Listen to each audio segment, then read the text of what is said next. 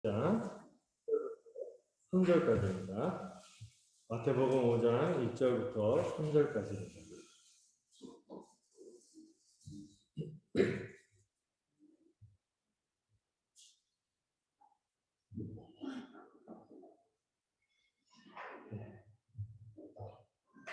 예배를 집전하면서 중간에 참가하시거나 아니면은 또 갑자기 이렇게 하면은 제가 막 이렇게 분주해지고 가끔 제가 찬송을 부르다가 절수가 갑자기 왔다 갔다 할 때가 있어요. 네, 제가 약간 헤매고 그러는 좀 양해해 주시고 우리가 이 예배는 제가 뒷전하고 이끌기도 하지만 우리가 한 마음으로 함께 기쁜 마음으로 같이 드리는 것이 참 좋을 것 같습니다. 좋은 것이 아니라 하나님께서도 기뻐하시고 우리에게도 큰 유익이 되는 예배가 되니까 우리 예배를 위해서 조금만 더 같이 힘을 모으고 같이 유익을 누렸으면 좋겠습니다. 유익 누리는 거 반대하시는 분 없죠? 네, 함께 기뻐했으면 좋겠습니다.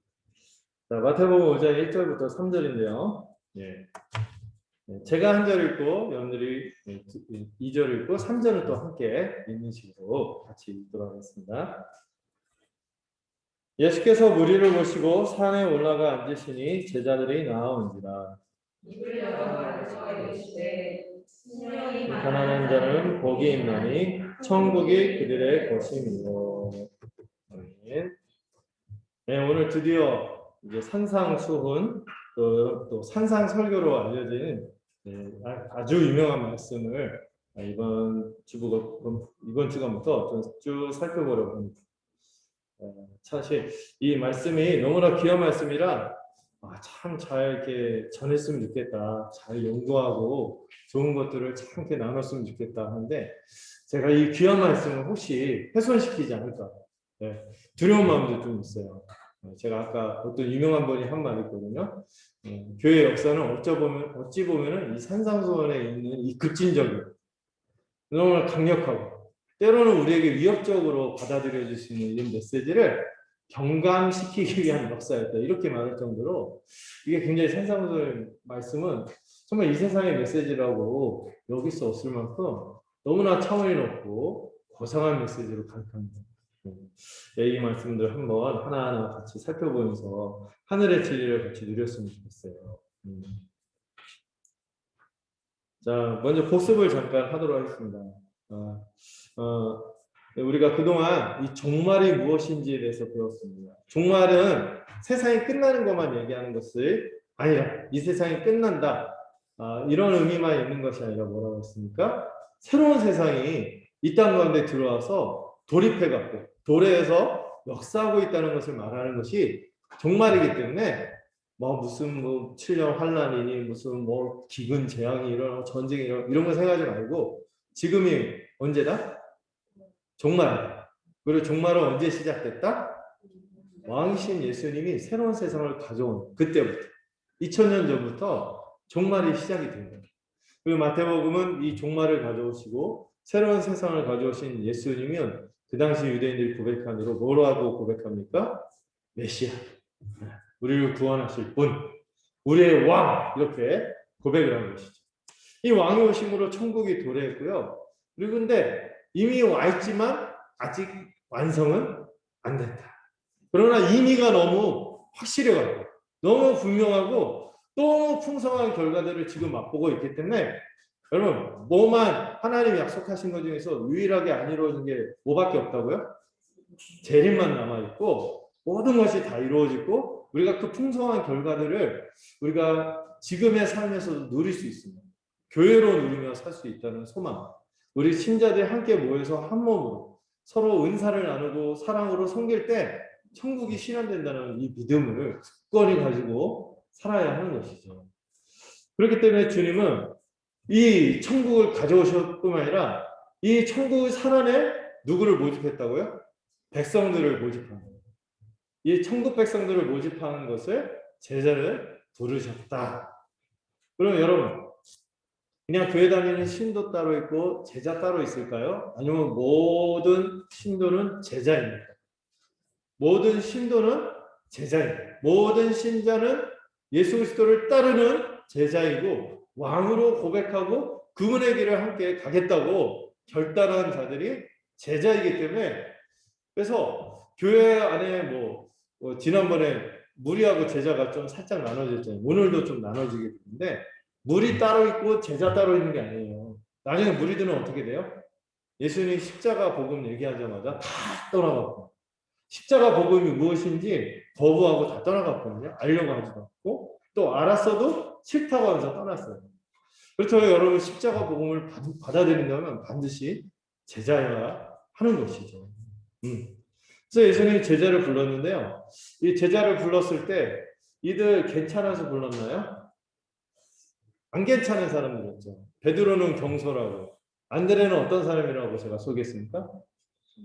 우리 그런 글 있지 않습니까? 우리 어디에서 같이 회식을 한다든지 음식 먹고 막 같이 교제하고, 와서 야, 우리가 그때 회식했잖아. 그런데 걔도 있었고 걔도 있었고 얘도 있었었는데, 얘도 있었어? 그런 사람이 안드레가 아니었을까? 그래요. 그 다음에 야고보 요한은 어떻습니까? 별로 가까이 하고 싶지 않은, 약간 분노 조절 장애 계열의 그런 사람들, 이런 사람들 그냥 부르신 거예요. 은혜로 부르신 거예요. 그리고 불렀을 때 너무나 이 부르심이 너무나 강력하고 압도적이고, 그리고 아마 예수님이 메시아라는 소문도 좀 퍼져 있고, 또 베드로를 불렀을 때 그 장면을 자세히 보면은 이 예수님의 권능을 엄청나게 경험하고, 물고기를 엄청나게 잡는 경험, 주여 나를 떠나소서 나는 죄인입니다, 감당할 수 없는 분이 부르시니까 어때요? 압도돼 갖고 하고 따라간 거야. 이게 뭔지 모르고 그냥 불러주니까 너무 감사해서 따라간 거야. 우리도 예수를 어떻게 믿었지? 생각하면은 설명할 수 없는 은혜가 있는 거예요. 그냥 압도되어서 이렇게 부름 받아서 이 자리에 와 있는 거 아닙니까? 천국의 사냥개라는 표현 제가 한번 썼었어요. 그냥 막 쫓기 안 믿으려고 했는데 어떤 사람은 물려와 있고, 여러분들 다 지금 물려와 있는 거죠. 사냥개. 은혜에 물려와서 이렇게 있는 거죠. 근데 이렇게 부름받은 것도 벅찬 일인데, 천국 백성으로 부름받은 것도 벅찬 일인데, 또 우리를 뭐로 부르셨다고요? 사람 낚는 어부. 정말 이 복된 일들에 사람들을 초대하고 함께 누리는 이 사람 낚는 어부라는 의미 있는 사명으로 우리를 불러주셨다는 것도 기억해야 합니다. 그리고 이 부르심은요, 예수님이 어떤 분으로서 우리를 부르신 거죠? 왕으로서 자기 백성을 불렀기 때문에, 이거는 재고 따지고 할 자시가 없어요. 자시고 그런 게 없어요. 그냥 비용 계산 딱, 이건 너무 비교가 안 되는 거야. 내가 쥐고 있는 게 너무 하찮아 보여. 이 부르심이 너무 귀해서 놔버리고, 그물을 던졌든지 깃든지 상관없어. 이거 저버리고 그냥 주님을 따라가야 되는 가장 최우선, 가장 그런 책도 있잖아요. 주님은 나의 최고고. 그래서 주님의 부르심이 너무 최고니까, 너무 최우선이니까, 그냥 긴급하고 중요하니까 내려놓고 그냥 따라갈 수밖에 없는, 이게 바로 신자의 믿음으로의 부르심, 그 은혜로의 부르심입니다. 그래서 이 천국 백성 부르는 과정들을 우리가 제자들의 모습을 통해서 살펴봤죠. 그리고 그 백성들과 함께 주님께서 어떤 일을 시작합니까? 천국 복음의 사역을 시작하는데, 이 사역은 두 가지가 핵심이라고 했죠. 뭐라고 했었죠? 말씀 사역과 치유 사역. 말씀 사역과 치유 사역. 가르침과 선포. 그리고 이 가르침과 선포를 통해서 나타나는 이 생명의 형상들. 이 죽음으로 가득한 세상, 가난으로 가득한 세상, 죽음의 결과로 질병과 고통과 마비와 부패로 가득한 세상, 가난으로 인해서 억압과 착취와 신음으로 가득한 세상에 주님이 이 복음을 선포하면서 이 모든 것을 고치시는 일들이 나타납니다. 그래서 5장에서 7장이 그 유명한 산상수훈 하니까, 제 아는 친구 중에 이름이 수훈이라는 얘기거든요. 그리고 그런 표현도 있죠. 수훈가.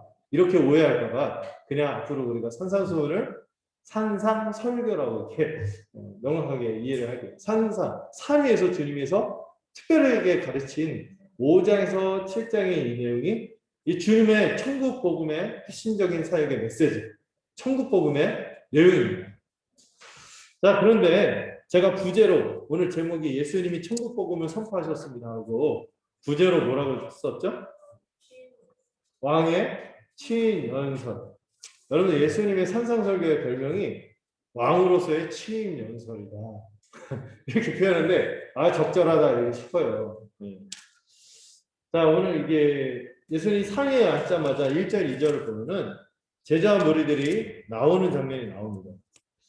자, 이 산에 앉으시자마자 이렇게 나왔는데 이 장면을 이렇게 볼 수 있어요. 예수님이 왕으로서 산 위에서 지금 뭘 주시는 거예요?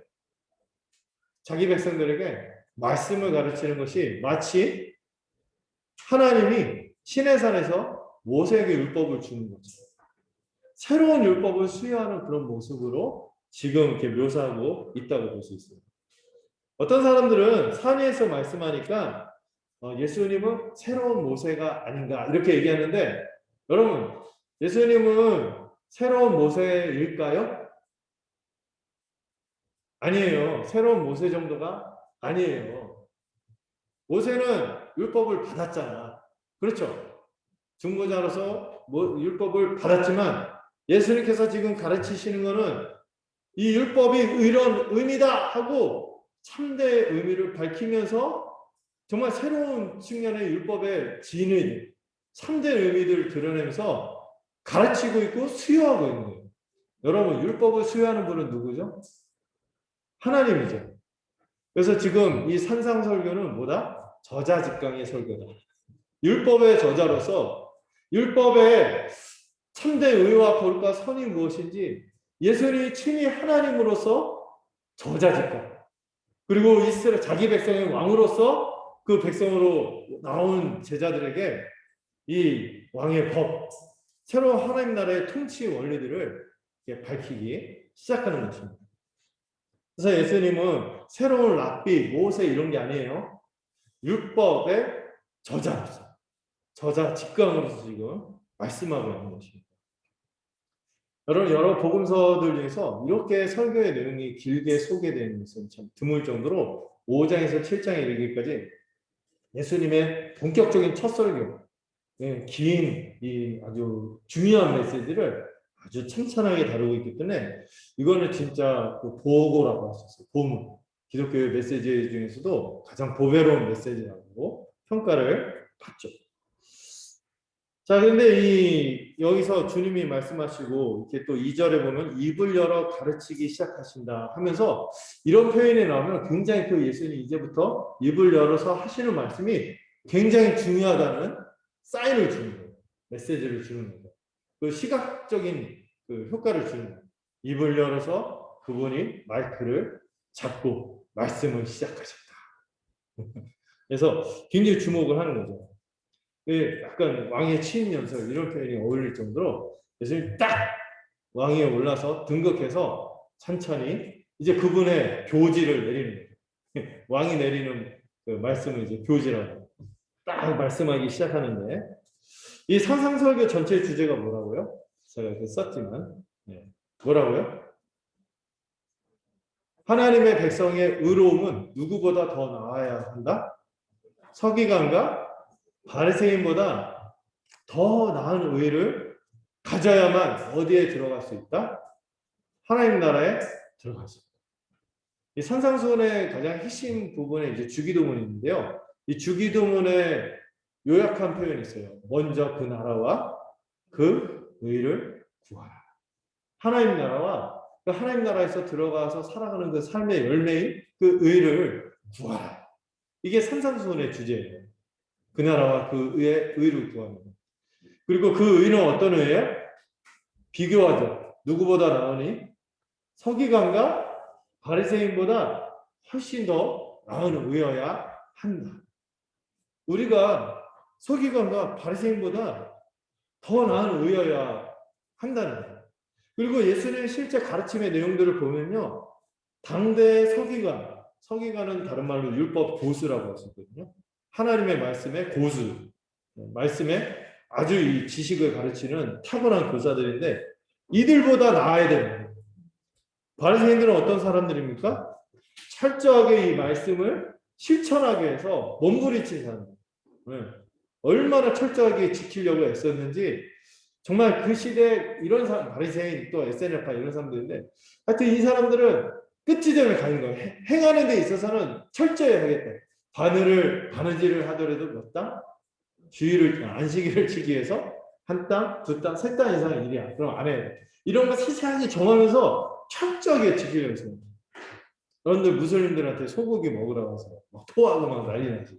그래서 할랄 식품, 자기네들 그 식품 따로 해달라고 막 이렇게 열심히 해요. 아, 유난 떠네 막 이러잖아요.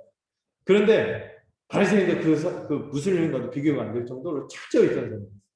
유대인들에게 지금도 막 전통이 있다면서요. 안식일 날 되면 엘리베이터 버튼 누르는 것도 일이라고 매 층마다 서게 한대요.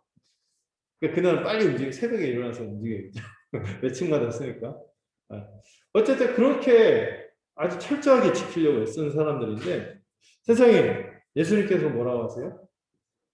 그들보다 더 나은 의를 가져야만 하나님 나라에 들어간다는 거죠.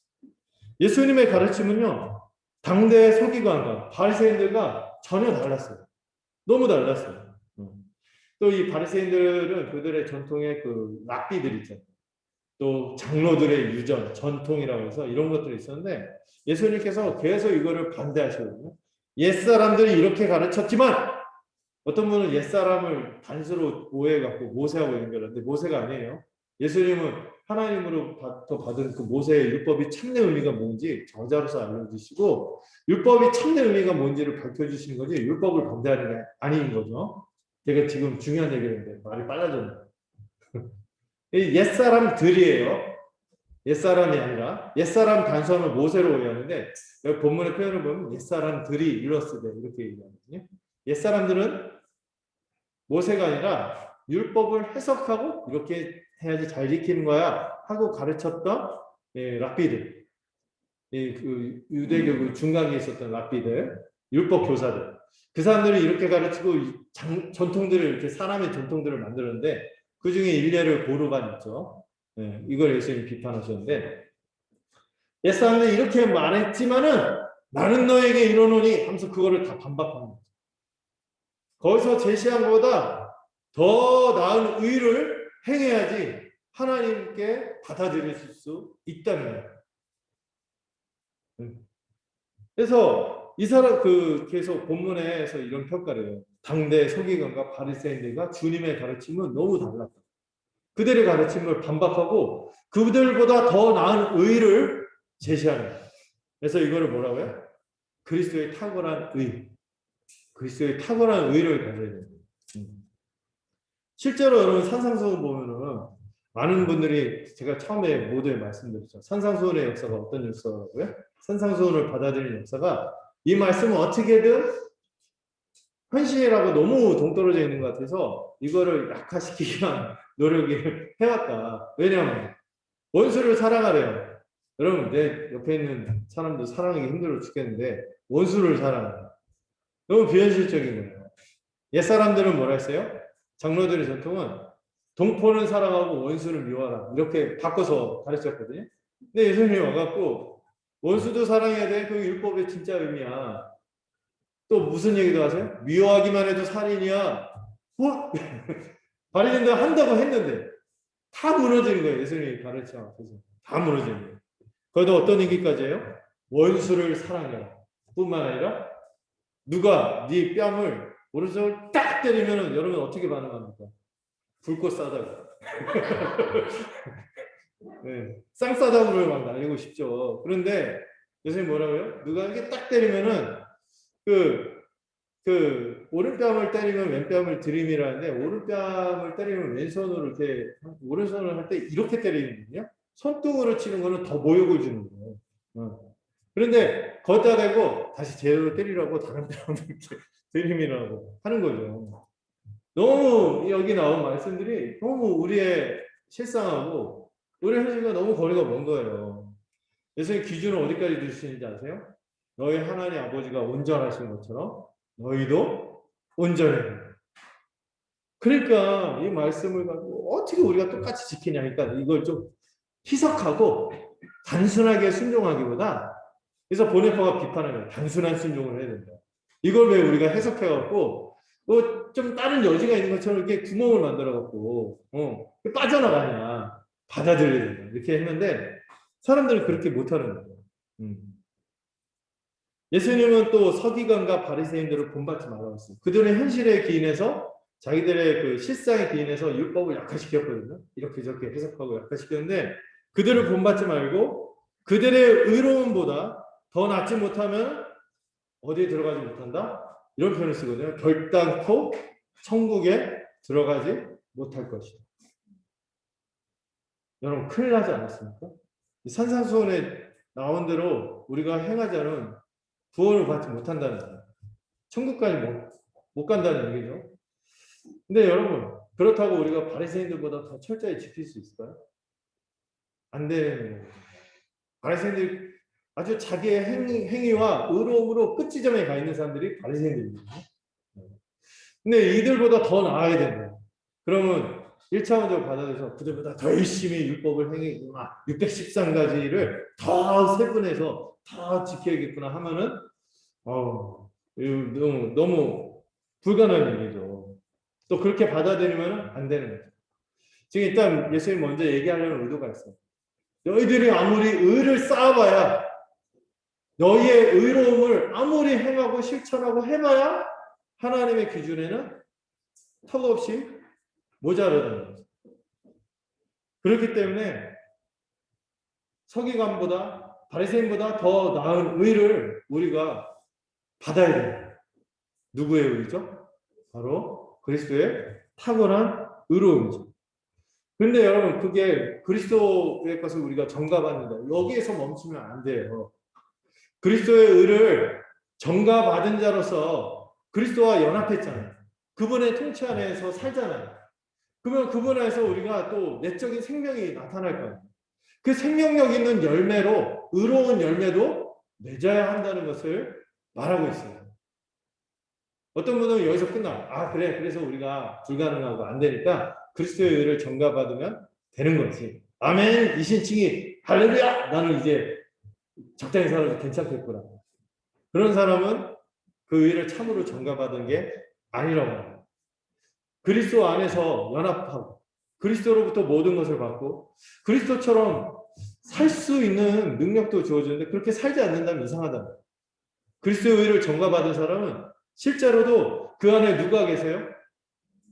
그리스도와 연합했기 때문에 성령님께서 역사하시기 때문에 성령의 인도하심과 역사심이 그에게 생명 현상으로 나타날 텐데 반드시 그들은 실제로 누구보다 나은 의, 실제적으로 삶의 열매에서도 누구보다 위선적인 바리새인과 사두개인의 의로움, 서기관들의 의로움보다 훨씬 더 나은 의의 열매를 맺을 것이라고 지금 예수님께서 말씀하시는 것이죠.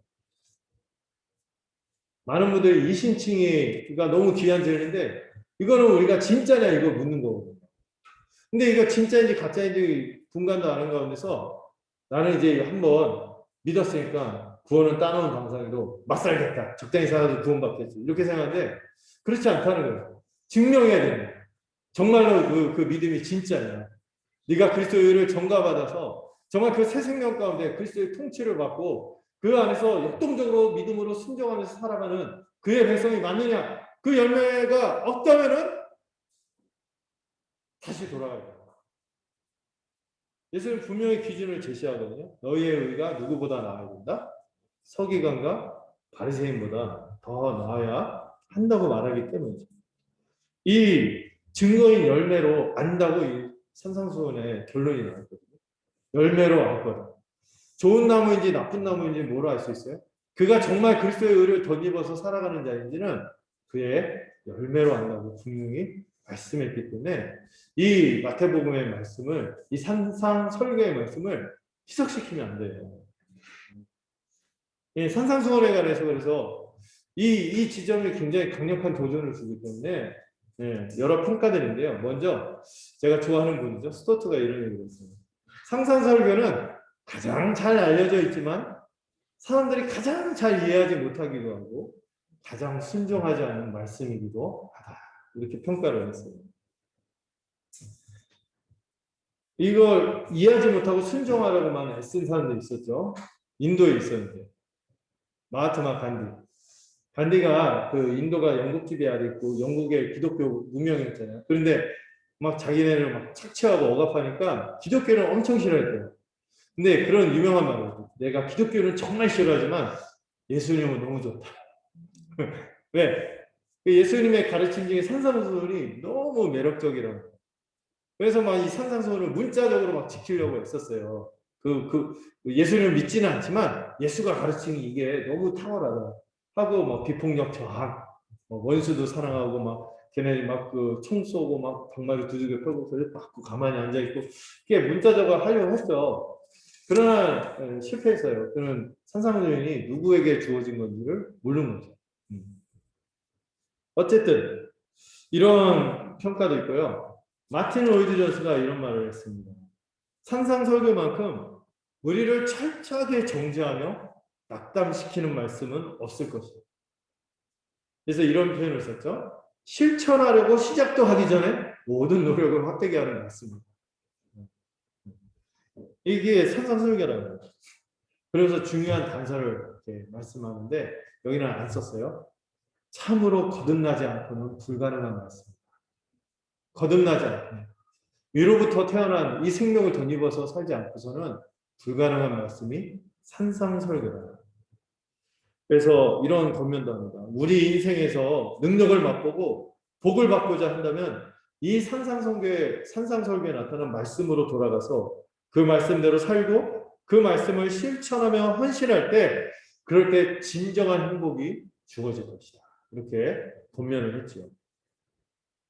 그리고 아까 제가 초두에 인용한 말씀 있죠. 그 인용한 어떤 분의 말은 이게 라피드라는 사람이 말한 건데 사실상 산상설교가 끼친 영향의 역사는 대체로 그 속에 담긴 충격적이고 부담스럽고 타협이 불가능한 내용 전체를 순화시켜서 최대한 희석시켜서 해롭지 않은 내용으로 변경하려 했던 시도라고 기술할 수 있다. 이렇게 얘기하고 있어요. 여러분 산상설교 조금만 들여다보죠. 여러분 오해하는 분들 있어요. 구약의 율법은 빡센데 신약은 사랑만 하면 되겠네. 쉽네. 이렇게 생각하는데 오해라는 거예요. 구약의 율법보다 더 강력한 명령. 구약의 명령은 내면까지 규정하지 않잖아요. 근데 이 예수님의 말씀은요, 사람의 이 폐부를 깊이 찌르거든요. 정말 꼼짝 못해요. 정말 나는 이걸 할 수 없는 절망스러운 존재구나. 이걸 느낄 수밖에 없는 그런 말씀이라는 거죠. 그럼에도 불구하고 이 위대한 신앙의 인물 보네포는 이렇게 얘기했습니다. 예수님의 산상설교를 그럼에도 불구하고 실천과 무관하게 생각하는 사람은 실제적으로 예수님을 부인하는 사람입니다. 지금 예수님은 이 명령을 뭐로서 명령하시는 거예요? 왕으로서 이렇게 우리에게 백성으로 우리를 나를 따르라 하고 제자로 부르시면서 권위 있게 명령하고 있기 때문에 이거는 우리가 행할 수 없는 거지 하고 희석시키고 이렇게 무효화시키면은 실제적으로 예수님을 부인하는 거라고. 그래서 제가 굉장히 사랑하는 그 신앙 도서 중에 나를 따르라라는 그 보네포의 책인데 거기서 단순한 순종이라는 챕터가 있어요. 거기에 재미있는 예를 들죠. 어떤 아이가 그 아빠가 맨날 일찍 자래. 내일의 일정으로서 일찍 자라. 10시 전에 꼭 자라 했는데 아이가 막 생각을 한 거예요. 아빠가 나보고 일찍 자라고 하는 것은 그 다음날 활력 있게 살고 내가 너무 피곤치 않도록 배려해서 하신 말씀이니까 근데 나는 12시까지, 1시까지 놀아도 활력이 넘치거든. 왜? 나는 젊으니까. 그래서 이렇게 해서 아버지의 의도는 내가 활력 넘치고 잘 살라는 건데 내가 늦게까지 안 자도 이게 막 이렇게 나는 활력 넘치고 그러니까 나는 이렇게 해석하는 거죠. 나름 해석하고 난 그래서 1시까지 놀다가 잘 거야. 그런 아이들한테 뭐가 돌아온다? 매만 돌아온다. 이렇게 통렬한 비유를 들었죠. 지금 예수님 왕으로서 우리가 어떻게 살아야 될지 천국 백성의 기준을 하나님 나라의 백성으로서 이 제자로서의 기준을 들이미고 이제 우리는 해석하고 앉아 있어갖고 이거는 하고 이거는 하지 않고 이거는 할 수 있고 이건 못하니까 이거 좀 약화시키고 이거는 말씀이 없지만 조금 덧붙여갖고 좀 전문용어로 써서 죄송합니다. 캄프라치하고 네. 그래서 예수님이 바리새인과 서기관들이 뭐라고 했어요? 낙타는 삼키고 막 모를 이렇게 뱉는다고. 취사 선택한다는 거죠. 네, 그래서는 안 된다 이렇게 말하는 거죠. 근데 이것을 어떻게 우리가 적용받고 살아갈 수 있는가? 이거를 좀 잘 산상 설교를 들으면서 규명을 해야겠죠. 근데 일단 예수님께서 이렇게 이 놀라운 주제를 설명하시기 전에 먼저 1, 2절에 나오는 표현들을 들여다보면 이 제자들은 주님 앞에 더 가까이 나오고 무리들은 한 발 떨어져서 예수님의 말씀을 듣고 있어요. 그래서 제자들에게 처음에 3절에 첫 표현이 뭡니까? 제가 2절까지 했지만 이 3절이 좀 섞여 들어있는데 3절에 뭐라고 합니까? 이게 좀 아쉬운 번역이에요. 그래서 우리말 성경에 보면은 좀 더 잘 번역을 했어요. 우리말 성경 제가 인용했거든요. 첫 줄이 뭐예요? 복되도다. 마음이 가난한 사람들은 천국이 그들의 것이다. 이것도 좀 아시겠네. 복되도다. 마음이 가난한 사람들이요. 너희들 마음이 가난한 너희들은 천국이 이미 너희의 것이다. 이렇게 말하는 제자들. 여러분 이게 한글 성경 이게 좋은 내용이긴 하지만은 약간 어떻게 오해할 수 있냐면 이렇게 하면은 이렇게 되겠지? 이게 조건으로 제시하는 것 같아요. 그게 아니거든요. 이거는 조건을 내걸고 이걸 실천을 하면은 내가 복을 주겠다. 이게 아니에요. 이 번역이 좀 그런데 이게 원래 마카리오의 복된 사람들이요. 심령이 가난하구나. 그래서 너희들은 천국이 너희의 것이 되었다. 이렇게 선언하는 거거든요. 제가 이렇게 썼지만은 이미 그들이 누리고 있는 것. 예수님한테 이미 왔어요. 제자로 주님께 부름을 받고 나와 있단 말이에요. 나온 사람들한테 어떻게 하는 거예요? 환영하고 축하하는 말이에요. 복되도다! 나한테 온 사람들, 예? 심령이 가난한데 너희들 천국이 이미 너희의 것이 되었어. 하고 축하해주는 말이에요. 예. 환영과 축하의 말이에요. 마카리오의 복되도다. 복된 사람들이요. 예. 이미 그들이 예수님의 부르심을 받고 나왔잖아요. 그래서 어디로 들어간 거예요? 제자가 된 순간 하나님 나라 백성이 된 거잖아요. 이 하나님 나라를 누리고 있다는 것을 축하하고 있는 거예요. 이미 누리고 있으면 축하하는 거예요. 환영하고 축하하는 거예요. 잘했다. 오, 잘했어. 너희는 이미 엄청난 복을 받은 거야. 하고 격려하는 말씀이다. 너희가 심령이 가난하고 찌들어야지 하나님 나라를 그때 간신히 받을 수 있다. 얘기가 아니란 말이에요. 이렇게 오해하시는 분들 있거든요. 예수님의 부르심을 응답하고 믿고 나간 사람들은 이미 그들의 마음밭이 어때요? 심령이 가난한 사람들. 그런 사람들한테 이미 천국이 주어졌다고 선언하시는. 왜? 누구에게 왔어요? 예수님에게 왔거든요. 그런데 그래서 이 제자들은 나와 있기 때문에 이 말씀이 적용이 되고요. 주로 이 산상수훈의 주된 설교의 대상은 누구예요? 제자들이에요. 근데 살짝 떨어져서 누가 듣고 있죠? 무리들이 듣고 있죠. 이 무리들은 뭐예요? 은근자 이제 땡기는 거예요. 자, 제자들 봐봐. 이 복을 누리고 있지. 그리고 그 무리들한테는 초대하고 요청하는 말씀. 들어와라. 이렇게 기회가 열렸다. 들어와라. 초대하고 요청하는 말씀인 거죠. 그리고 여러분 이 산상수훈 특히 이 팔복에서 12절까지 유명한 팔복 복이 있나니 복이 있나니 원래는 복되더라 복되더 복 있는 사람들이요 이렇게 나와 있는데 이 전체 이 팔복에서 제일 강조되고 반복되는 표현이 뭐죠? 뭘까요? 뭐가 제일 강조된 표현이죠? 강조하기 위해서 뭘 하죠? 반복이죠. 제일 많이 반복되는 게 뭐예요? 복 8번이 나오잖아요. 보통 성경에서 3번 나오면 엄청나게 반복하고 강조하는 거거든요.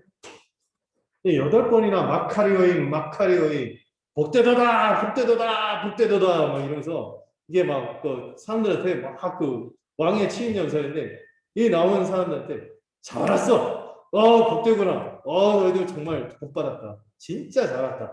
이렇게 막 하고 있는 거예요. 굉장히 강조하는 거예요. 근데 실제로 그 어휘를 보면은 8번 정도 나온 게 아니라 9번까지 나왔어요. 뒤에 보면 그 8번째, 9번째는 같이 하나로 주를 위해 핍박받는다고요. 네. 그거를 같이 묶어서 팔복이라고 하지만 실제로는 9번이나 나올 정도로 지금 예수님께 나온 제자들이 어떤 상태? 굉장히 복된 상태라고 축하해주고 있어요. 네. 정말 잘했다. 와, 너 어떻게 이런 전생에 어떤 복을 받았어? 아, 죄송해요. 이건 수사학적인 그거예요, 개그. 문자로 받아들이면 안 되세요. 네, 정말 잘했구나. 야, 정말 복 받았다. 이렇게 얘기하는 거예요. 근데 이게 주님이 이게 한 게 사실 구약에도 이런 비슷한 표현이 있습니다. 어떤 표현이 있냐면은 모세가 이 출애굽 40년 광야 사역을 마치고 이제 가나안으로 들어가기 전에 이스라엘 회중들 40년 지나고 출애굽 2세들한테 축복해주면서 설교하는 말씀이 있어요. 그 말씀이 뭐냐면은 이 신명기 33장 29절에 나오는데 이 모압 평지에서 설교 가나안 땅에 들어가기 전에 고별 설교 비슷한 설교거든요. 그때 이스라엘 백성에게 축하하는 말을 합니다. 모세가 뭐라고 하죠? 이스라엘이여 너는 행복한 사람이로다. 여호와의 구원을 너같이 얻은 백성이 누구냐 하면서 행복한 사람이로다 이렇게 축복해주고 있거든요. 네. 지금 예수님도 더 연상하게끔 지금 같이 하는 말씀이죠. 지금 제자들이 예수님께 나온 순간 어디로 들어간 거예요? 하나님 나라에 들어간 거고 그분의 구원을 받은 거고 그분의 통치 안에 들어가서 그 복된 하나님 나라를 누리고 있는 거예요. 지금 8번이나 9번이나 강조되고 있는 이 복은 핵심적인 내용이 뭐예요? 하나님 나라를 그들이 받았다는 거예요. 하나님 나라를. 네. 이미 하나님 나라 백성이 되었고 천국 백성이 되었고 하나님과 언약을 맺는 관계로 들어가서 이제 하나님의 세굴라 너희는 이제 나의 소유된 백성이에요. 소유란 표현이 보배라는 뜻이거든요. 세굴라 나의 보배가 되었다. 하나님과 이런 보배로운 관계를 누리게 되었고 또 우리가 또 한 몸이 되어서 더불어 지체들과 긴밀한 한 백성 한 몸의 사귐을 누리는 복된 백성이 되었다는 것을 축하하는 말씀이 마카리오니 복되도다 복된 사람들이여 하고 주님이 자기 백성을 향해 제자들을 향해서 하시는 말씀인 것이죠. 이 복은요 성경에서요 복은요 여러분들 이 뭐 있잖아요 뭐 이런 거 저런 거 막 생각하지 말고 복은 뭐라고요? 가장 본격적으로 하나님께서 복을 언급한 게 언제죠? 창세기 우리가 배웠죠. 창세기 12장에서 아브라함을 뭐로 삼아주겠다고 했어요?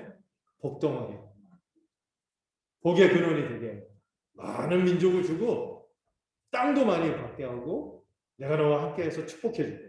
너와 함께 해줄 거야.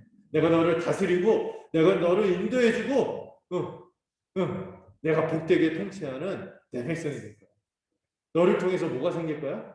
하나님 나라가 역사가 일어날 거야. 그런데 지금 예수님이 9번, 8번이나 강조하는 건 뭐예요? 복은? 핵심은? 그들이 이미 하나님 나라를 누리고 있다는 거죠. 누구한테 나와서? 왕이신 주님에게 나왔기 때문에. 그렇다고 지금 선언하는 거죠. 그래서 주님과 긴밀한 사귐을 누릴 뿐만 아니라 복된 언약관계를 누릴 뿐만 아니라 우리도 서로 언약관계가 되어서 누릴 것도 또 전망하면서 주님이 축복하고 있는 말씀입니다. 네. 여러분 사실 이 팔복할 때 내가 뭐 하면 복 받겠지 이렇게 생각하지 마세요. 이미 예수를 믿은 사람은 큰 축복을 누리고 있다는 것을 주님이 설명하고 있는 거죠. 그래서 이 팔복은 복음의 선포다 이렇게 말합니다. 복음의 선포다. 팔복. 그래서 이렇게 풀어서 말할 수 있어요. 이미 나로 인해서 왕인 나로 인해서 하나님 나라의 초대를 받고 이 복을 받은 사람들이요 하고 환영하고 축하하는 메시지가 복이 있도다 이 표현인 것이죠. 자 그러면은 여러분 조금 전문적인 내용을 좀 보겠습니다. 전문적이지 않고 제가 표를 정성스럽게 그려봤어요. 이 천국 백성에 여기 복이 있도다 복이 있도다 어떤 사람들이요 하고 8가지가 나오잖아요. 이 8가지는 조건이 아니라 이 천국의 초대를 받고 하나님의 백성이 된 사람들의 성품을 묘사하는 거예요. 이미 천국 백성이 된 사람들은 이렇다 하고 그들에 대해서 그들의 성품이 어떠한지를 묘사해 주는 것이 이 팔복에 나타난 8가지 성품입니다. 존재에 대한 묘사입니다. 하나님 나라 백성에 대한. 그리고 이 사람들은 중요한 전제가 있으니 이미 예수님께 나온 제자들이에요. 회심하고 거듭난 사람들. 거듭나지 않고서는 주님께 나올 수 없거든요. 그리고 주님이 뭐예요? 성령 덩어리라고 했죠. 별명. 성령의 사역으로 성령이 온통 충만한 분이기 때문에 그분과 함께 하면은 성령의 역사가 있는 거예요. 우리는 어떻죠? 성령의 내주를 회심하고 중생하고 성령의 내주를 겪는 자로서 이 천국 백성이 이미 되어 있다고 우리가 또 설명할 수 있습니다. 그래서 이 사람들은 그리스도와 연합한 자, 그리스도를 믿어서 연합한 자에 대한 설명입니다. 다시 말해서 신자에 대한 8가지 묘사라고 말할 수 있습니다. 그럼 여러분 신자 따로 제자 따로 아니라고 했어요? 신자는 무조건 제자예요. 제자가 아닌 신자는 있을 수가 없어요. 그거는 그 교회도 아니고 신자도 아니라고 해야겠죠. 자, 그래서 이 천국 백성은 이미 이 천국 백성으로서의 특징을 갖고 있어요. 그래서 이 천국 백성의 특징을 갖고 있기 때문에 이미 여러분 첫 번째 복하고 마지막 복은요 현재형으로 표현되어 있어요. 제가 표를 하나 보여줄게요. 자, 제가 요약을 했어요. 지금까지 말한 거를. 맨 앞에 뭐 있죠? 복된 자들이요. 조건이 아니라 복을 받은 사람들을 묘사하며 환영하고 축하하고 있어요. 이 성품과 특징은 8가지로 이렇게 나와 있습니다. 자, 이 표를 보이시나요? 심령이 가난한 자, 애통한 자, 온유한 자, 의에 줄이고 목마른 자, 긍휼히 여기는 자, 마음이 청결한 자, 화평케 하는 자, 의를 위해, 그리고 이 9번째하고 같이 합쳤는데 나를 위하여, 예수 그리스도를 위해 핍박받는 자. 이게 이제 천국 백성의 8가지 모습이랍니다. 네. 그리고 이 각각의 성품에 따른 축복들이 있는데 이미 천국을 소유하고 있다고 첫 번째하고 마지막 복이 현재형으로 설명이 되어 있습니다. 이미 천국이 너의 것이다. 이미 천국 백성이 되었다 선언하는 거예요. 천국을 누리고 있다. 상속받아. 여러분 첫 번째하고 마지막이 천국을 이미 받았다고 하면은 그 중간 거는 뭐예요? 따라온 당사. 그러니까 앞으로 당연히 누리게 되는 것을 설명하는 거죠. 이미 우리가 천국 백성이 되었고 그 2번째부터 7번째는 다 미래형이거든요. 이래서 이제 이걸 누리게 될 거다 하는 약속된 복을 설명하는데 중요한 건 이게 지금 누리고 있다는 거예요. 지금 누린다는 것을 기억해야 됩니다. 그러니까 비록 이 중간에 2번째부터 7번째까지 미래형으로 설명됐지만 이것도 어떻게 보면 죽어서 누리는 게 아니에요. 주님이 다시 오셔야만 누리는 게 아니에요. 이미 천국 백성이기 때문에 그 예수님을 믿고 그 믿음으로 살아가는 삶의 모습이 어떻게 앞으로 현실화될 것인지를 이 중간에 2번째부터 7번째까지가 묘사하는 거예요. 그리고 첫 번째하고 8번째는 이미 우리가 천국 백성이다 선언하는 거예요. 그리고 앞으로 우리의 삶이 어떻게 펼쳐질 거다? 위로를 받으며 살아갈 것이고 땅을 기업으로 받으며 살 것이고 배부를 것이고 긍휼히 받을 것이고 하나님을 보게 될 것이고 또 하나님의 아들이라 일컬음을 받을 것이다. 그리고 심지어 핍박까지 받으면 뭐도 크다고요? 거기에다는 삶도 클 거다 하고 격려하는 말씀이에요. 그리고 이거를 크게 2개로 또 이렇게 나누기도 합니다. 네. 하나님과 관계된 것이 첫 번째부터 4번째까지고 이웃과 관계된 성품들, 성품적인 특징에서 하나님과 관계된 성품들이 이 심령이 가난하고 애통하고 온유하고 의에 줄이고 목마른 자. 이게 하나님과 관계된 이 성품으로 설명할 수 있고 좀 더 자세하게 다음 2번째부터 다음 주부터 이제 살펴볼 거예요. 이렇게 하고 5번째부터 8번째까지는 이웃과 관계된 성품으로 이렇게 또 분류하기도 합니다. 괜찮은 분류인 것 같아요. 그래서 이게 다 뭐예요? 하나님의 한 백성에 대한 신자에 대한 통합적인 묘사예요. 그래서 여러분 이렇게 말하면 안 돼요. 나는 온유하게 하는데 애통하지는 않아. 그런 말은 없다는 거예요. 나는 화평하게 피스메이커 화평하게 하는데 박해받지는 않고 있는데 이런 거 아니라는 거예요. 다 신자라는 신자. 다 갖고 있는 신자라는 거예요. 어느 하나를 선택할 수 있는 게 아니라 신자라는 다 갖고 있는 기본적인 특징이 8가지로 묘사하는 것이죠. 특별한 성자만 갖는 것이 아니에요. 그래서 어떤 분은 산상수훈이 고위 성직자라든지 훌륭한 세인트, 이게 성품이라고 해요. 뭐죠? 막 무슨 뭐 김대건 신부에서 성자 이렇게 하고 그러잖아요. 카톨릭에서. 그래서 어떤 1등 시민이 있어서 그런 사람들만 살아가는 그런 성품이 아니에요. 모든 신자가 다 이런 특징을 갖고 있다고 설명하는 거예요.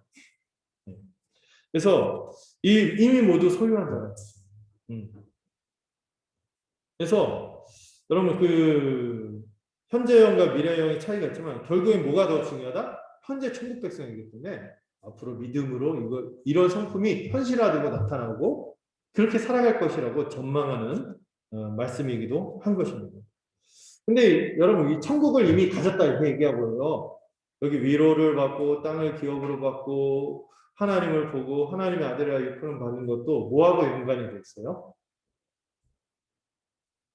천국하고 연관이 되는 거예요. 그렇죠? 여러분 어디서 우리를 위로를 받겠습니까? 천국에서 이미 위로를 받을 거예요. 천국. 땅을 기업으로 받는다는 것은 누구한테 하는 거죠? 땅을 상속 준다는 거잖아요. 그러면 천국이 뭐예요? 이미 아브라함을 통해서 우리에게 하나님 나라를 상속해 주겠다는 거죠. 이미 누리고 있는 것을 지금 하나님 나라와 관련해서 다양한 표현을 씁니다.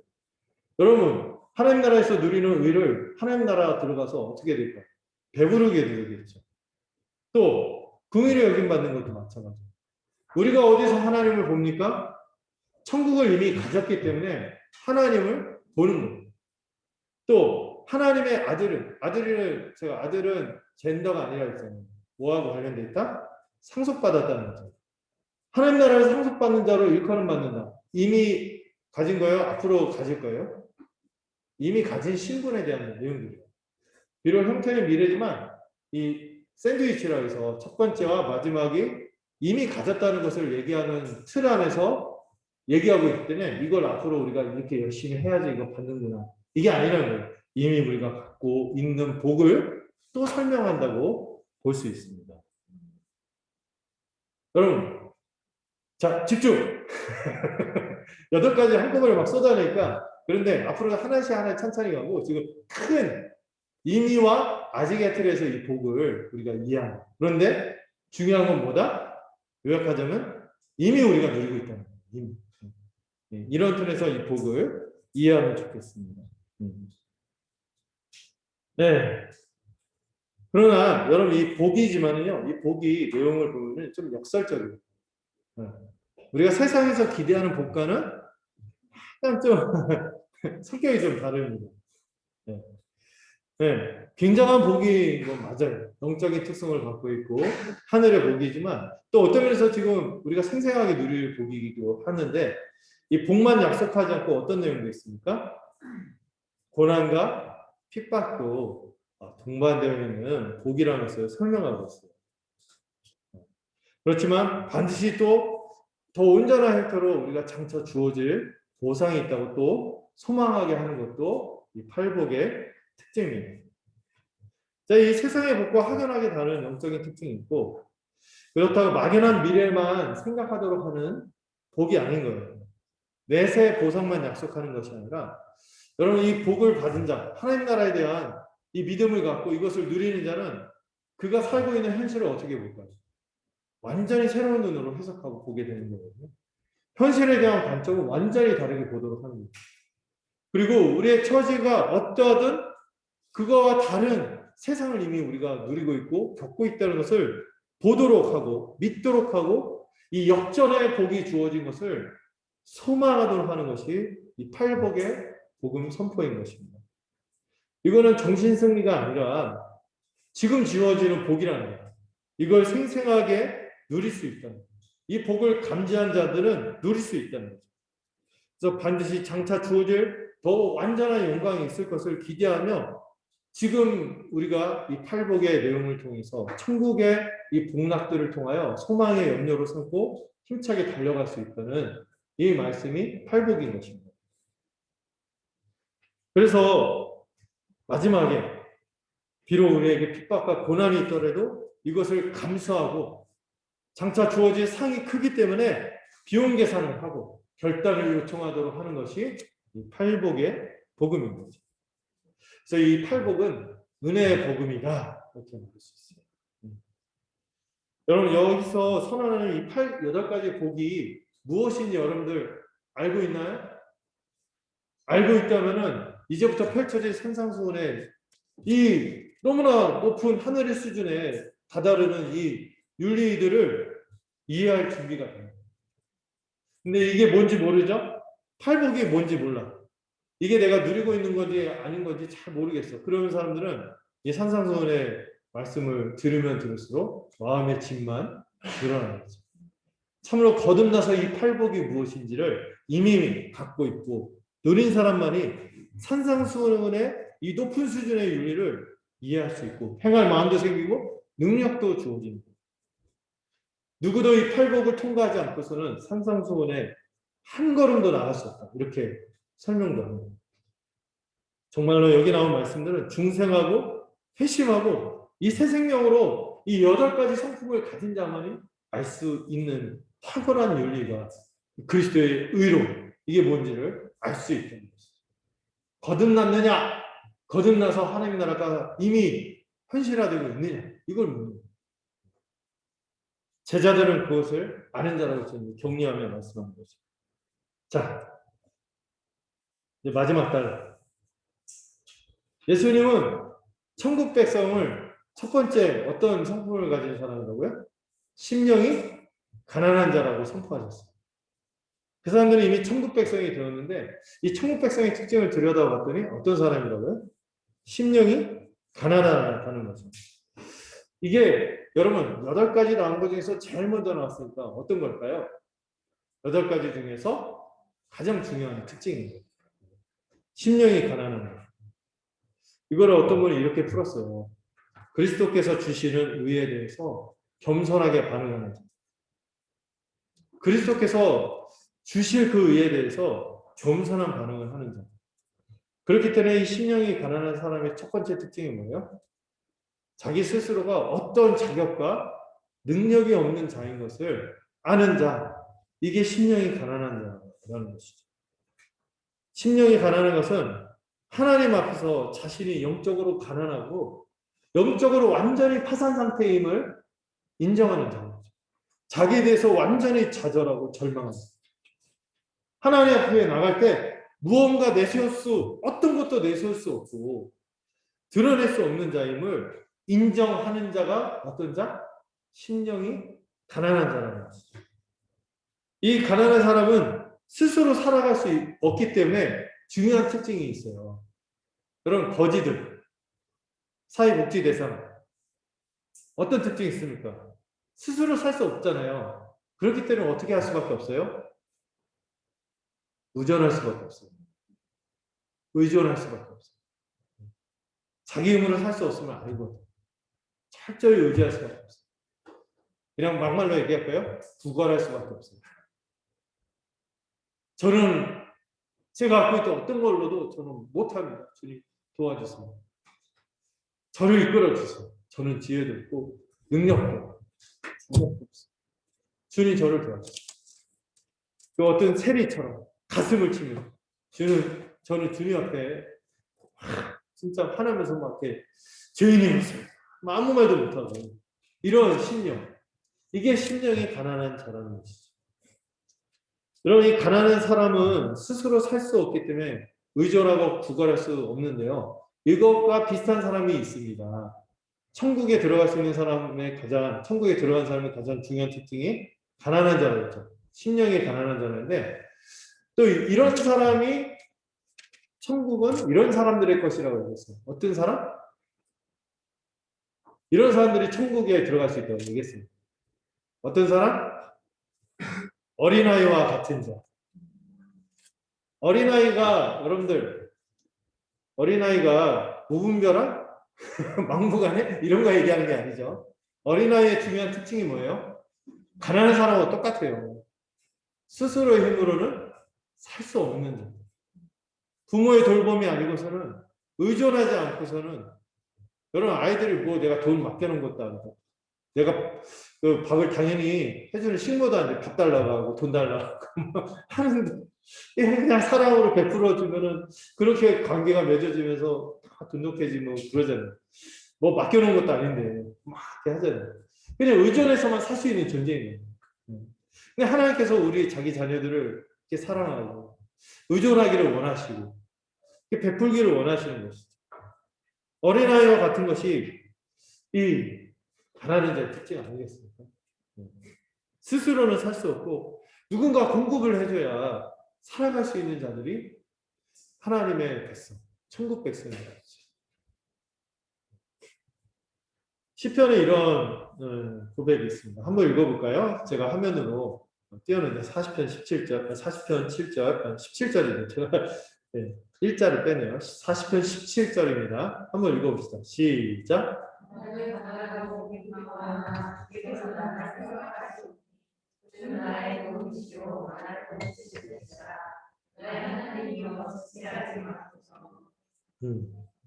이 시인의 이 고백처럼 하나님 앞에서 어떤 사람이라고? 나는 가난하고 궁핍하고 저는 주님이 도움 정말 필요합니다. 주님께서 나를 생각하시고 나의 도움이시고 나를 건지시는 이시니 지체하지 말고 나를 도와주세요. 다른 말로 살려주세요. 밥 주세요. 저 이거 필요합니다. 이게 자기 힘으로 살아가는 것이에요. 은혜를 의지하여 살아가는 사람들의 특징이 가난한 자인 것이죠. 근데 이 요즘에 기독교를 오해해갖고 그런 책들이 나왔잖아요. 뭐 긍정의 힘, 잘 되는 나, 자기를 막 긍정하네. 네. 잘 될 거라고 막 생각하네. 그러면 실제로 잘 될 거예요. 이거는 기독교에서 말하는 거 너무 거리가 멀어요. 하나님을 만난 사람들의 특징이 뭐예요? 하나님을 만난 사람들. 전혀 아무 생각 없이 살다가도 하나님 만나면 어떻게 됩니까? 곧바로 뭐를 직감해요? 자기가 어둠 가운데 있고 죄인임을 직감합니다. 하나님의 그 의로우심 앞에 거룩하심 앞에서 완전히 압도돼갖고 그분의 진노를 모면할 길이 없고 나의 죄인됨을 깨달아서 납작 엎드릴 수밖에 없는 거예요. 자기의 죄인임을 직감하고 자기를 부정하게 돼 있어요. 무슨 긍정의 힘입니까? 자기를 부정하게 될 때 주님 저는 감당치 못하겠습니다. 나를 떠나소서. 베드로가 그랬죠. 모세가 불타는 떨기 나오면서 하나님 만났을 때도 부들부들 떨면서 발에서 실을 벗고 납작 엎드릴 수밖에 없어요. 이사야도 그랬습니다. 성전에 임한 하나님의 뒷모습만 봤는데 그 옷자락만 봤는데도 납작 엎드려서 나는 꼼짝없이 죽었습니다. 이렇게 고백하고 이게 하나님 앞에 선 사람들의 고백이거든요. 베드로도 예수님의 신성을 문득 봤을 때 어떻게 합니까? 주여 나를 떠나소서. 나는 죄인입니다. 나는 주님의 부르심에 응할 자격이 없습니다. 이렇게 고백할 수밖에 없다고. 우리가 하나님 안에서 예수님 안에서 자신을 제대로 직시한다면요. 여러분 이거 겸손이 아닌 것 같아요. 정직하게 자기를 인식하는 거죠. 그런 사람은 정말 가난한 심령으로 은혜를 구할 수 없어요. 불쌍히 여겨달라고 외칠 수밖에 없는 거죠. 그래서 여러분 심령이 가난한 사람은요. 결과적으로 복음을 겸손히 받아들이기 때문에 복된 것입니다. 은혜라는 표현에 대해서 여러분 제가 많이 정리했죠. 자격 없는 자에게 값없이 주시는 하나님의 호의라고 하죠. 값을 주고 살 수 없어요. 내게 그게 없거든요. 또 사야 하는 이것은 너무 가치롭거든요. 너무 거기에서 전혀 살 수 없는데 나는 그 살 능력이나 자원이나 자격 어떤 것도 없는 거예요. 그저 이 은혜를 얻기 위해서 어떻게 해야 돼요? 가난한 자들이 어떻게 한다고요?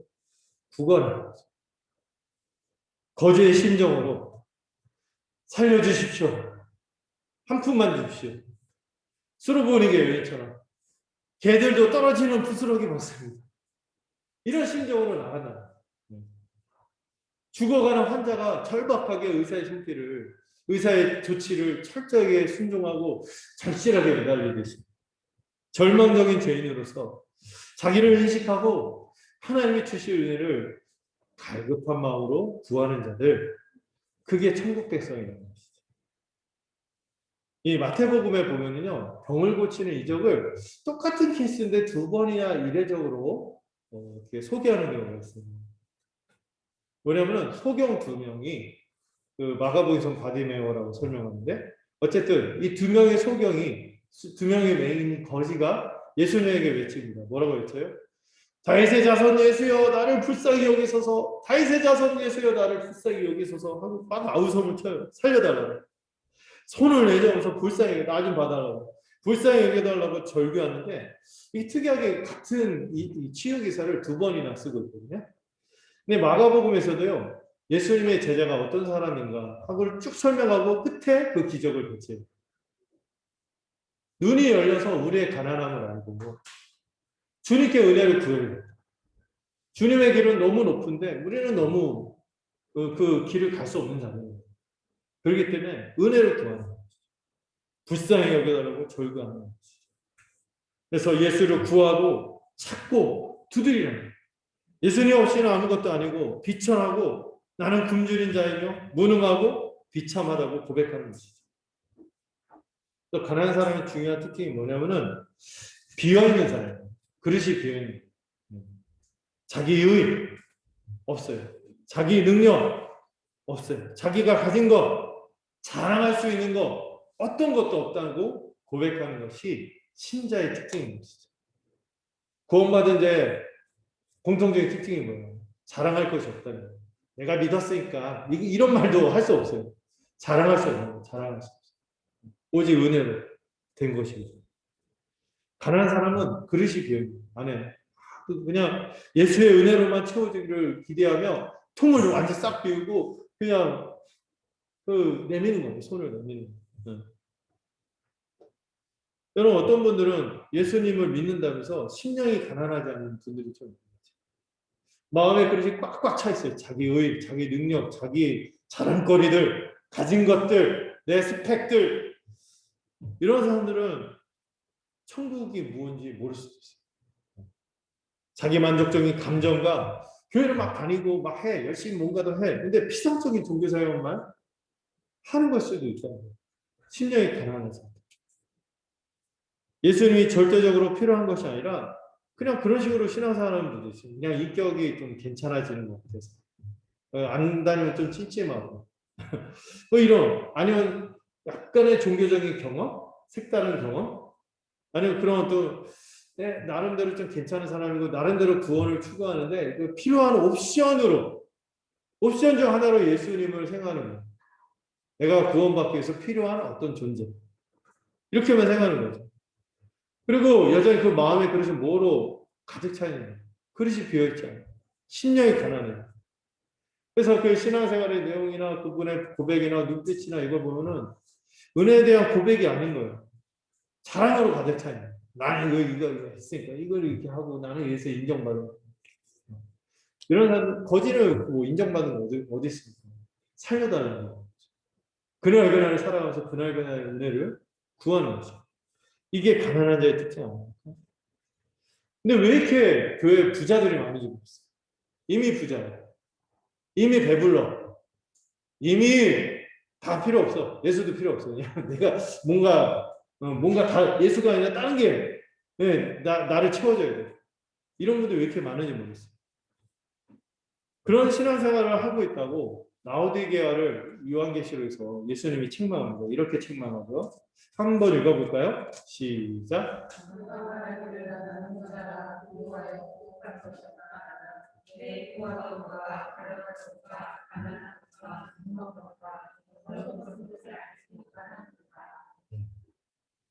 여러분 그 주님의 은혜가 무엇인지 알면은 자신의 가난한 것을 알아요. 눈먼 것을 알고 가난한 것을 알고 벌거벗은 것을 알아서 안약을 사서 발라붙이고 주님께서 채우실 그 은혜를 강구하며 나가야지만 우리가 천국 백성의 면모가 되는 것이죠. 그리고 여러분 이 본문에서 뭐라 합니까? 이런 심령이 가난한 자들이 천국을 차지한다. 천국을 차지한 사람들의 특징이 뭐라고요? 심령이 가난한 사람들이었다고 설명하고 있습니다. 특별히 예수님이 누가복음 4장에서 나사렛 회당에서 설교한 거 있죠. 이사야서 61장 인용하죠. 이 본문 한번 읽어볼까요? 시작.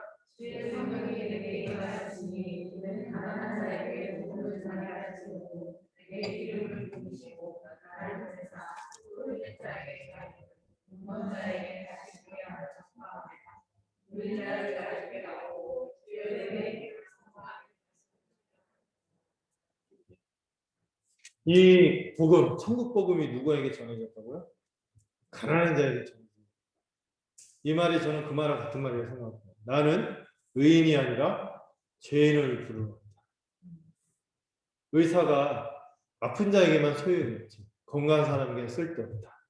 자신이 아프다고 인정하는 자, 자신이 죄인임을 인정하는 자, 자신이 가난하여 우리 주의 은혜가 이 왕의 손길이 필요하다고 인정하는 자만이 그 천국을 누리게 될 것이다. 그거 말씀하시는 거죠. 이거는 세상이 이해할 수 없는 역설적인 방식이었습니다. 세상에서는 천국 백성이 되면 무슨 자격을 갖추고 능력을 갖추고 뭔가 잘 나가야지 좀 채택이 되고, 네, 어저께 면접 보셨잖아요. 잘 이렇게 막 어필을 해야지만 이게 되고, 그런데 그런 게 아니란 거예요. 그냥 왕의 손길을, 내미는 손길을 거부하지 덮어서 잡는 거예요. 내가 도우마, 내가 너를 치유하마, 내가 너를 살리마. 이럴 때 주님 살려주세요 하고 그냥 원하시거든 저를 깨끗하게 할 수 있습니다. 내가 원하노니 깨끗함을 받으라 하는 그 문득병. 이런 자들이 심령이 강한 자였고 천국 백성들의 특징인 것이죠. 여러분, 그 종교적인 자기 열심에 빠져있는 바리새인들은 이 역설적인 방식으로 온 하나님 나라를 거부했어요. 지혜가 있다는 서기관들도 거부했고요. 교만함과 세상의 탐욕에 빠진 이 제사장과 장로들도 거부했고요. 또 누구도 거부했죠? 피와 칼로 혁명을 도모했던 열심당원들도 예수님을 거절했어요. 자기가 뭔가 뒤집어서 되는 것이 아니라 그냥 예수님 거저주시는 세상이 싫다는 거예요. 당시 그래서 오히려 어떤 사람들이 천국 백성이 됐습니까? 사회에서 가장 거부당했던 하층민들, 손가락질 당했던 세리, 죄인, 창녀들, 시민. 오직 믿음으로만 그 왕이 내미신 손길에 덜썩 붙잡고 그 나라에 막 들어간 거예요. 네. 그래서 이런 말씀을 하셨죠. 내가 진실로 너에게 이르노니 세리와 창녀들이 너희보다 먼저 하나님 나라에 들어갈 것이다. 천국 백성이 될 것이다. 이렇게 얘기를 했죠.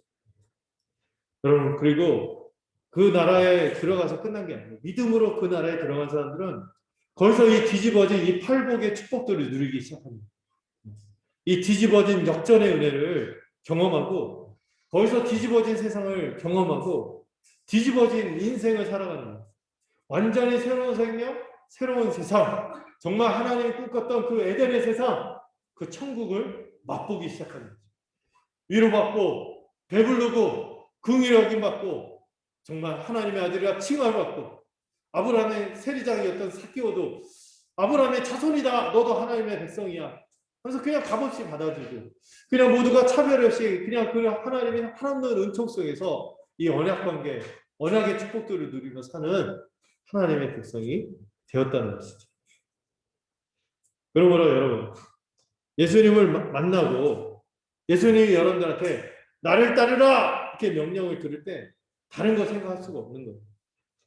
자신의 삶의 방식, 내가 이제 끝까지 붙들던 삶의 방식이 이제 비천하고 무력한 것임을 솔직하게 고백하고 인정하는 것이죠. 이제는 이 사단의 지배 아래서 이제 돌이켜서 나만을 사랑하고 나를 사랑하기 위해서 효율적으로 돈을 사랑하고 돈을 추구했던 인생. 그래서 스스로 이거 어느 정도 쌓이면 축적하면서 교만해지고 이것으로 탐욕을 추구하고 더 부풀리고 쾌락을 사랑했던 이런 삶이 어디에서 살았던 삶이다? 사단의 통치 아래서 살았던 삶이고 사망의 역겨운 냄새를 풍기면서 살았던 삶임을 인정하고 그리고 사람이 아니라 짐승 같은 삶이었다는 것을 인정하고 돌이키는 것이죠. 그리고 값없이 신령한 젖을 사는 것이죠. 이사야서 55장에 있는 말씀처럼 목마른 자들아 와서 값없이 이 젖을 사라. 그리고 그 갈급함을 채우라는 거죠. 이거를 본 사람들은 심령이 갈급한 자, 가난한 자들이었어요. 이런 사람들이 천국 백성이 된 것이죠. 이 가난을 아는 사람이 느끼는 욕구는 뭐로만 채울 수 있다고 알 수 있어요. 오직 예수로만 채워진다는 것을 아는 것이죠. 그리고 이 오직 예수로만 이 가난한 사람, 심령이 가난한 사람들의 이 모든 욕구는 무엇으로 채워집니까? 예수로만 채워지고 또 뭐로 채워질까요? 예수님의 몸인 이 교회로 살아갈 때만 충만해짐을 겪는 것입니다. 그래서 이 심령이 가난한 자가 누리는 축복을 이렇게 설명합니다. 예수를 의존하며 살아가는 것이며 우리 서로를 의존하며 한 몸 된 우리가 서로 그리스도 안에서 한 몸 되었음을 기억하며 서로를 의존하면서 살아가는 것이 심령이 가난한 천국 백성의 특징이다. 이렇게 설명합니다. 그렇게 천국을 지금도 누리고 살다가 장차 누릴 새하늘 새 땅 완성될 천국을 받게 되는 것이죠. 맺겠습니다. 말씀을. 저는 이 팔복의 말씀을 들으면서 우리는 이미 예수를 믿은 자로서 이 복이 무엇인지 아는 사람들입니다. 예수님은 우리를 와 복되도다 하면서 야 너 잘했어. 야 어떻게 이런 선택을 해. 이런 결단을 해. 잘했어. 복되도다 하는 그 음성을 듣고 있나요? 정말 잘했다. 너희는 내 것이 되었고 내 나라 백성이 되었다. 이렇게 말씀하는 것을 듣고 있냐 이거죠. 이를 얻었다면은 정말 인생에서 다른 거 필요 없어요. 가장 큰 복을 얻은 것입니다. 얼마나 이 복이 귀한 것인지 부르심이 임할 때마다 제자들은 그 영광에 압도되어서 모든 것을 다 버리고 뒤로하고 주님을 따랐다는 것이죠. 이 복과 기쁨을 더 알아갔으면 좋겠어요. 두 번째로 우리 자신을 점검해야 해요. 천국 백성을 성품을 8가지로 묘사하고 있습니다. 우리의 존재가 이미 세상과 구별된 다른 성품을 가진 존재가 되었다고 예수님은 설명하고 있습니다. 이미 천국 백성이며 장차 천국 백성으로 주어지는 복을 기대하고 있다면 질문을 던져야 돼요. 제가 지난주에도 던졌던 질문이죠. 나는 제자인가? 우리인가? 주님의 제자인가? 이 말을 다시 말해서 내가 팔복으로 드러나는 영적인 생명을 누리며 이 성품의 향기를 드러내며 살고 있냐. 아직도 이 영적인 생명이 없는 채 이 팔복의 기준을 통과하지 못하고 있다면 복음을 다시 한번 배우시고 주님의 초대를 주님의 요청을 귀구여 들으시고 그리고 거기에 응했다면 주님의 말씀을 들고 마카리오이 복된 사람들이야 잘했다 환영하고 축하해주는 말씀을 듣게 되는 거죠. 여러분 우리를 분별하는 가장 큰 기준은 심령이 가난합니다. 이걸 좀 더 쉽게 표현하자면 우리는 자랑으로 살아가는 사람들입니까? 아니면 은혜를 구하는 심령으로 살아가는 사람? 자랑을 추구하는 사람입니까? 은혜를 구하는 그런 사람으로 살아갑니다. 어느덧 우리의 신앙생활의 내용들을 살필 때 자랑을 추구하고 있다. 뭔가 길이 어긋나고 있다. 오직 주 예수의 은혜를 구하고 예수를 달라고 갈급한 심령으로 살아가고 있습니다. 이미 배불렀어. 이미 해갈이 되었어. 이미 부자야. 백풍왕 이거 기억나시나요? 고린도전서. 너희들이 이미 배부르고 풍족하고 왕이 되었구나. 나도 그랬으면 좋겠는데. 그래서 바울이 약간 그렇게 얘기해요. 우리 정말 이 예수를 사모하는 심령, 이 가난한 심령으로 살아가는 거죠. 어떤 분들은 신자라면서도 예수가 없이 자기만을 추구하는 모습이 있거든요. 예수 말고 다른 것으로 채워지기를 바라는 모습이 자꾸 보이는 거죠. 막 나타나는 것이 삶의 규모, 부를 자랑하고 싶어. 어떤 분은 막 똑똑해지고 싶어 하죠. 막 똑똑한 걸 인정받고 싶어. 저도 좀 그렇거든요. 똑똑함을 인정받고 싶다. 들키고 싶다. 이런 어리석었죠. 참 어린 명예와 권력을 자랑하고 싶어 하는 사람도 있어요. 어떤 경우에는 교묘하게 이 신앙인들, 종교인들이 무서운 게 교묘한 형태로 종교적인 기여, 내공, 공로, 선행을 잘합니다. 그러나 실제로는 그 삶의 내용이 어떤 은혜도 채워지지 않은 채 살아갈 수 있다는 것이죠. 여러분 심령이 가난하시길 바랍니다. 늘 하나님 앞에 서면요 그분이 너무 광대하고 너무 풍요로운데 여전히 우리가 빈곤한 자구나 하는 걸 알 거예요. 영광을 보면 볼수록 더 사모하게 됐어요. 더 갈급해가게 되는 것이죠. 이런 심령이 가난한 자가 되기를 바랍니다. 제가 좋아했던 찬양 중에 요아마의 올인원, 주나의 모든 것이라는 찬양이 있잖아요. 네. 약할 때 강함 대신에 나의 보배가 되시죠. 주 나의 모든 것.